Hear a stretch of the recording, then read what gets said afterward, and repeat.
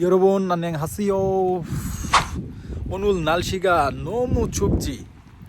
오늘 너무 많이 눈이 왔어요. দেখতে পাচ্ছেন যে কি পরিমাণে তুষারপাত হচ্ছে আমার পিছনে। খুবই, যারা আমাকে প্রশ্ন করেন যে সাউথ কোরিয়াতে শীত কীরকম, সাউথ কোরিয়াতে শীত কীরকম, তাদের উদ্দেশ্যে আমি বলছি যে সাউথ কোরিয়াতে শীত হচ্ছে বেশি না ভাইয়া। সাউথ কোরিয়াতে শীত হচ্ছে -15 থেকে 25-এর মধ্যে থাকে।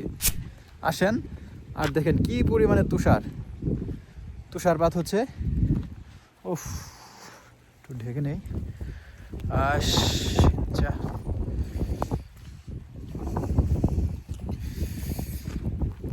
কি পরিমাণে তুষারপাত হচ্ছে ভাইয়া, আপনাদেরকে দেখাচ্ছি।